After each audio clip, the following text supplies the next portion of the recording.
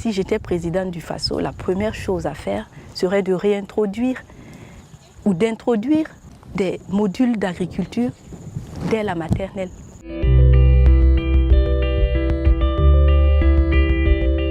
J'ai décidé de concevoir et puis de réaliser une collection de livres pour enfants que j'ai appelée « Lire, écrire et compter la vie » aux enfants pour transmettre des apprentissages que moi-même j'ai faits pendant 5 ans en expérimentant un système d'agriculture qu'on appelle la permaculture.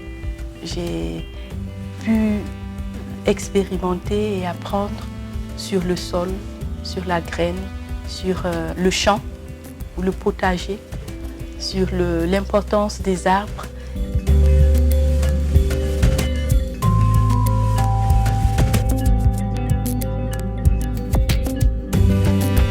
Je lis ça dans du bois sacré, puis sol nu. J'ai appris que maintenant on ne doit plus faire du mal aux arbres, on ne doit plus trop les couper comme ça. Donc si on les continue, on est en train de se tuer nous-mêmes. Donc on doit les entretenir, puis continuer à les planter. En école, là, je vais dire à mes camarades de ne plus gâter les arbres, de ne plus enlever leurs feuilles, enlever leurs branches. La première fois, mon époux m'a offert tous les livres.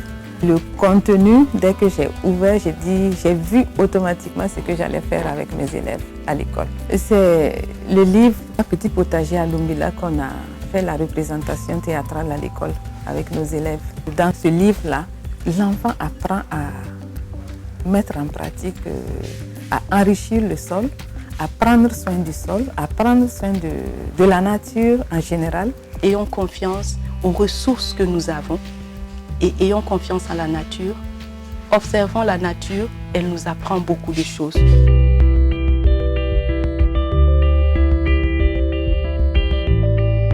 Quand on est venu, on a appris beaucoup de choses et on a vu les techniques de récupération des sols. Je ne savais pas vraiment ce que c'est que la permaculture, mais quand on est venu ici, j'ai su, j'ai beaucoup appris. Donc je pense que c'est une bonne technique.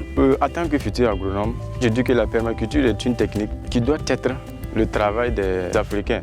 Parce que tout ce qui vient d'ailleurs, on ne sait pas ce qui est dedans.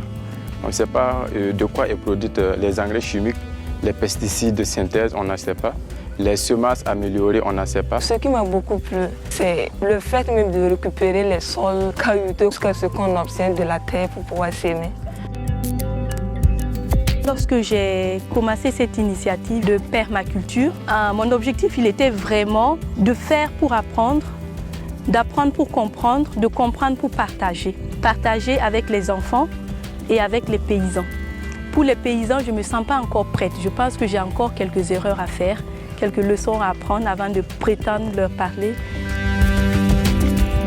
C'est drôle de dire ça comme ça. Mais tant que je ne vis pas de ça, c'est difficile pour moi d'exercer ce métier. Je suis obligée de faire d'autres choses à côté pour gagner ma vie. Gagner sa vie en écrivant en Afrique, au Burkina, c'est pas évident.